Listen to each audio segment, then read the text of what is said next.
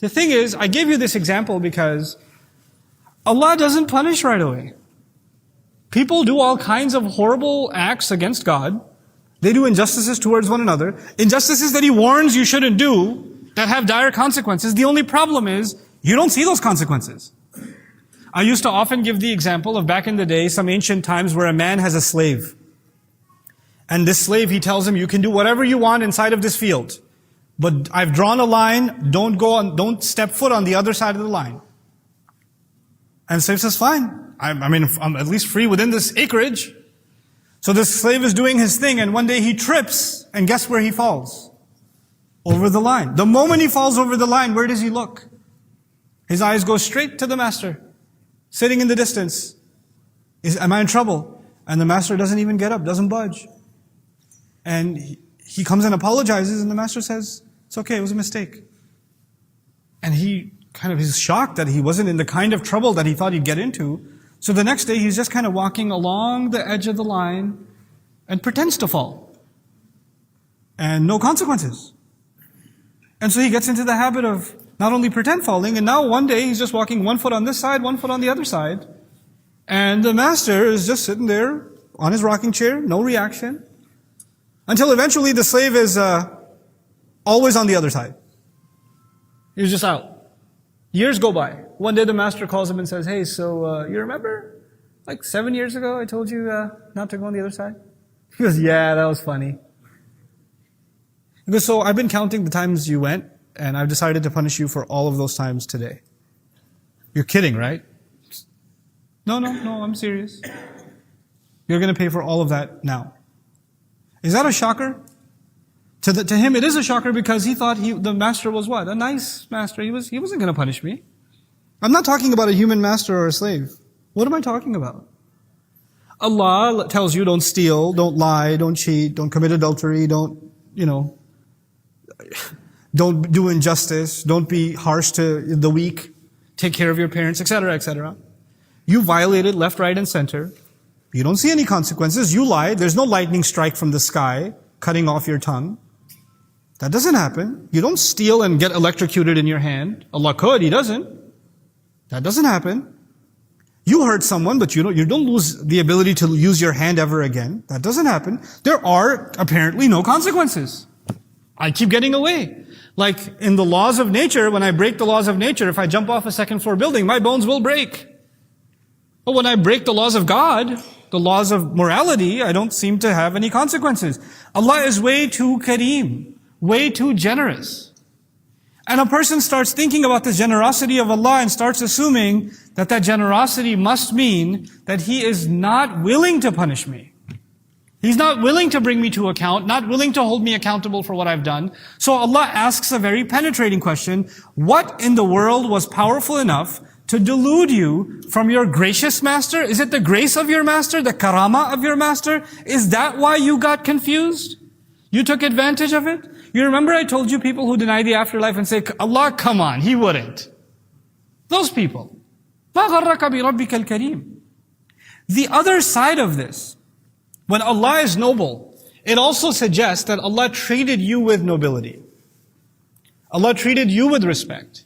He honored human beings. وَلَقَدْ كَرَّمْنَا بَنِي آدَمَ. Allah is Kareem, and He did takreem. Allah is noble Himself, Allah is gracious Himself, and He graced humanity. He graced us with the gift of speech, with this profound intellect that He gave the human being, the gift of imagination.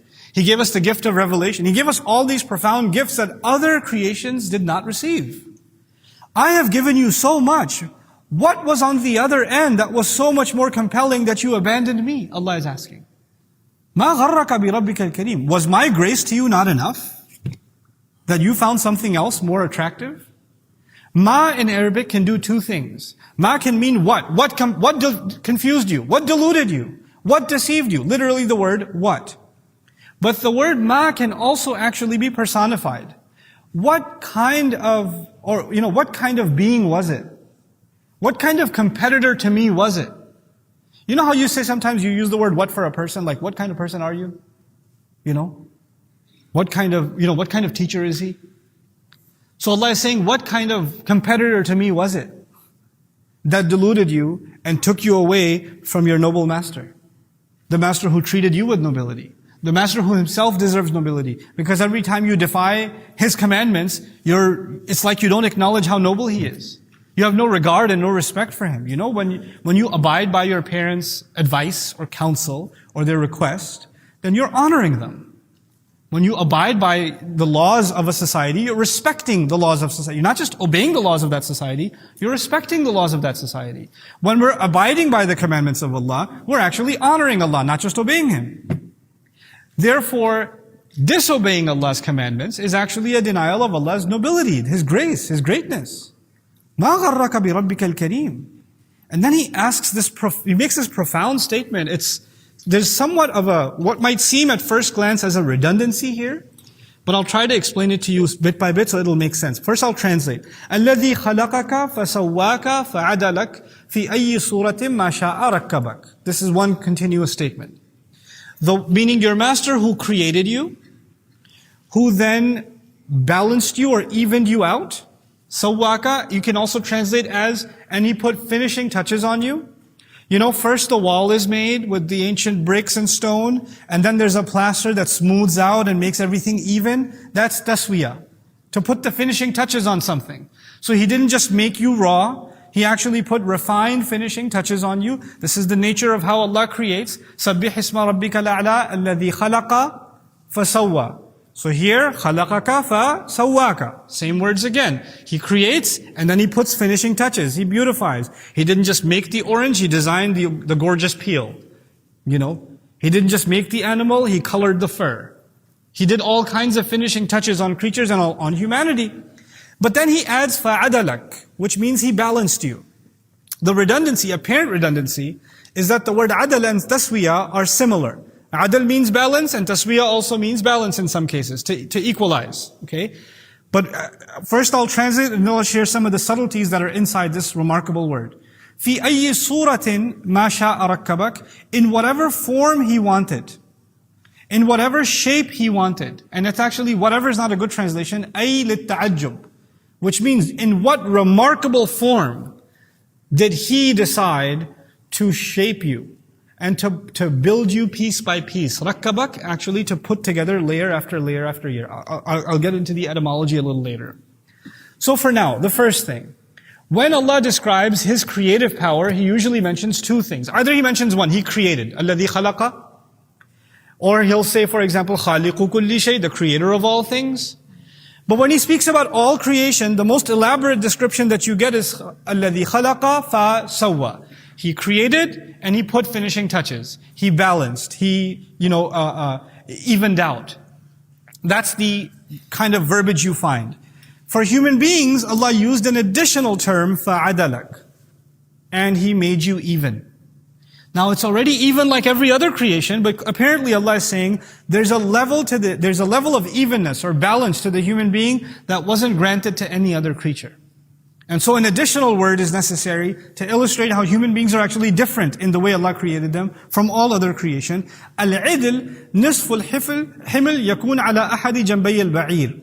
Idl in Arabic, from which the word balance comes, is actually, when they used to load stuff on a camel, you can't really put stuff on top of a camel because it's kind of a narrow back. So you have to load stuff on the sides. But the thing is, if one side is too heavy and the other side not heavy enough, what's going to happen to the luggage? It's going to just flip over and tip. So you have to balance the weight on this side with the other side. One of the sides is called idl, the other is called ma'dul. That's actually what those words are used for. So that you have equal weight on both sides so the camel can actually move. The idea is, from the way that the word is used, is muwazanatu thiqlin fi janib bi thiqlin fi janib akhar hatta yattazina, to put one thing on one end and another on the other end to balance those two things out. By using that word, Allah is commenting on the nature of human beings and the way He designed us, that there are actually opposing forces inside of us that balance each other out. There are tendencies, there's anger on the one hand and mercy on the other. And they're both necessary.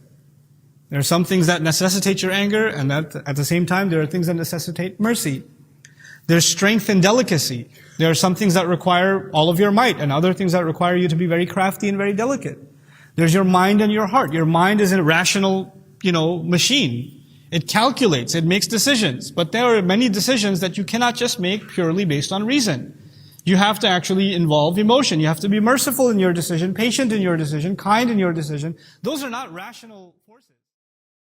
Hey guys, you just watched a small clip of me explaining the Quran in depth as part of the Deeper Look series. Studying the Quran in depth can seem like a really intimidating thing that's only meant for scholars. Our job at Bayyinah is to make deeper study of the Quran accessible and easy for all of you. So take us up on that challenge. Join us for this study, the Deeper Look of the Quran, for this surah and many other surahs on BayyinahTV.com under the Deeper Look section.